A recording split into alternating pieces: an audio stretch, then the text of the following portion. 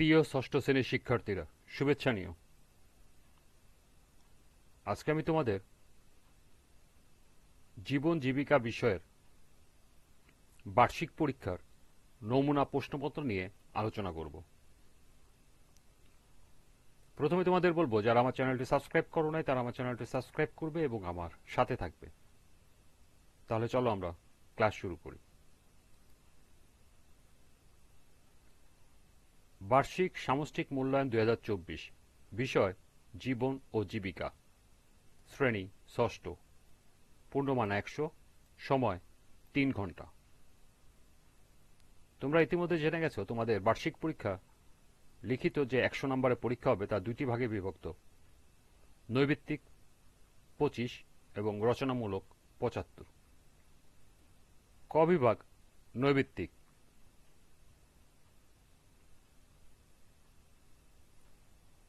বহু নির্বাচনী প্রশ্ন, সঠিক উত্তর চিহ্নিত করে খাতায় লিখো 1 থেকে 15 পর্যন্ত।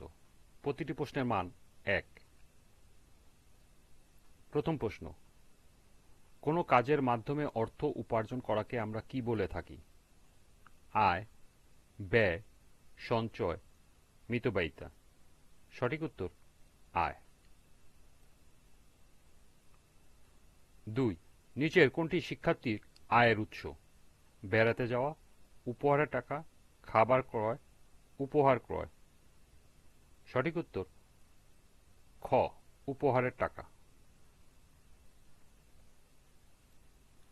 3, লিখিত যোগাযোগের মাধ্যম কোনটি? টেলিফোন, চোখের ইশারা, ম্যাগাজিন, রেডিও। সঠিক উত্তর গ, ম্যাগাজিন।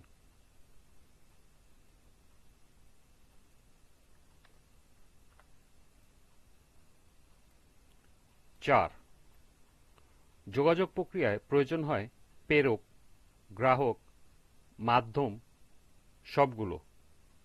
সঠিক উত্তর ঘ, সবগুলো। 5, নিচের কোনটি সঞ্চয়ের সূত্র? সঞ্চয় সমান সমান আয় বিয়োগ ব্যয়, সঞ্চয় সমান সমান আয় যোগ ব্যয়, সঞ্চয় সমান সমান ব্যয় বিয়োগ আয়, আরেকটি আছে আয় ব্যয়ের থেকে বড়। সঠিক উত্তর ক, সঞ্চয় সমান সমান আয় বিয়োগ ব্যয়। 6, আর্থিক ডায়েরিতে কি থাকে না? আয়, ব্যয়, পরিকল্পনা, উদ্বৃত্ত। সঠিক উত্তর গ, পরিকল্পনা। 7, নিচের কোন কাজটি বিলাসিতা?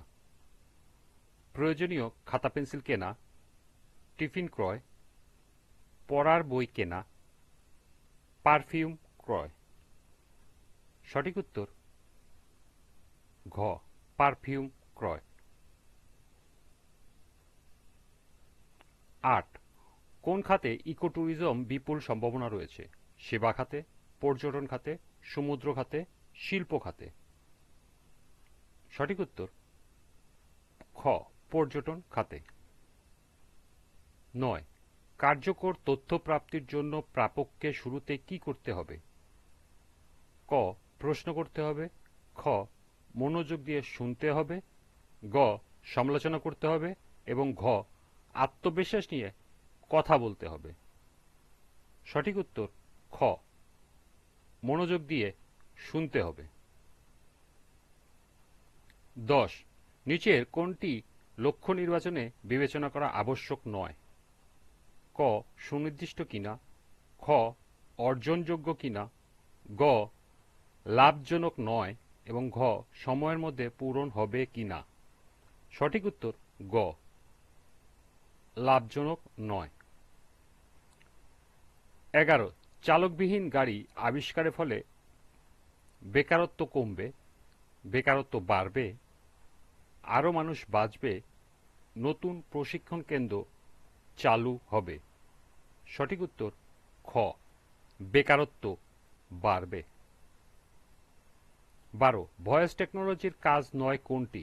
ক, মানুষের আদেশে যোগাযোগ করতে পারবে, খ প্রযুক্তির ব্যবহারকারীর কণ্ঠস্বর চিনতে পারবে, গ ফোনকে বিভিন্ন কাজ করতে নির্দেশ দিতে পারবে এবং ঘ ফোন ব্যবহারকারীর নিরাপত্তা নিশ্চিত করতে পারবে। সঠিক উত্তর ঘ, ফোন ব্যবহারকারীর নিরাপত্তা নিশ্চিত করতে পারবে। 13 3D প্রিন্টার হলো ত্রিমাত্রিক মডেল তৈরির প্রযুক্তি, ভয়েস রিকগনিশন প্রযুক্তি, ব্যক্তির উপস্থিতি চিহ্নিত করার প্রযুক্তি এবং কৃত্রিম বুদ্ধিমত্তা প্রযুক্তি। সঠিক উত্তর হল ক, ত্রিমাত্রিক মডেল তৈরির প্রযুক্তি। 14 লক্ষ্য নির্ধারণের ক্ষেত্রে প্রযোজ্য নয় কোনটি? লক্ষ্য সুনির্দিষ্ট হবে, খ বিকল্প লক্ষ্য নির্ধারণ করতে হবে, গ লক্ষ্য অর্জনযোগ্য হবে এবং ঘ সময়াবদ্ধ হবে। সঠিক উত্তর খ,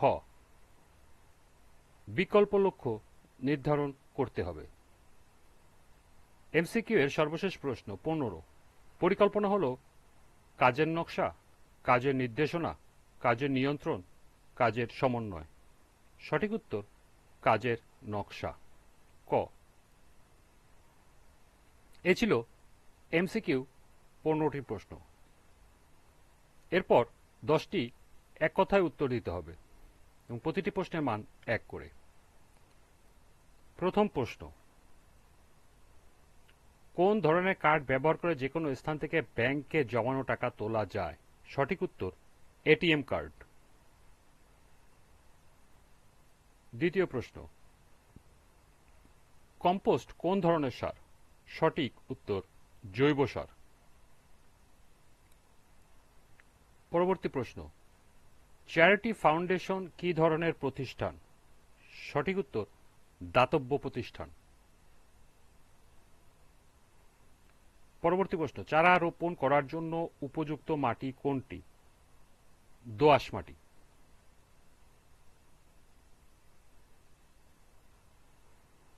পরবর্তী প্রশ্ন, একজন শিক্ষার্থী সর্বনিম্ন কত টাকা জমা করে ব্যাংকে সঞ্চয় হিসাব খুলতে পারবে? সঠিক উত্তর 100 টাকা। পরবর্তী প্রশ্ন, কাকইবা এর অর্থ কি? পারিবারিক আর্থিক খতিয়ান।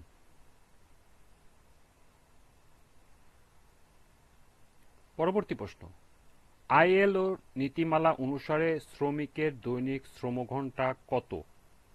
সঠিক উত্তর 8 ঘন্টা। পরবর্তী প্রশ্ন, মৌসুমী ফুলের জন্য কি ধরনের টব নির্বাচন করতে হয়? সঠিক উত্তর মাঝারি আকৃতির।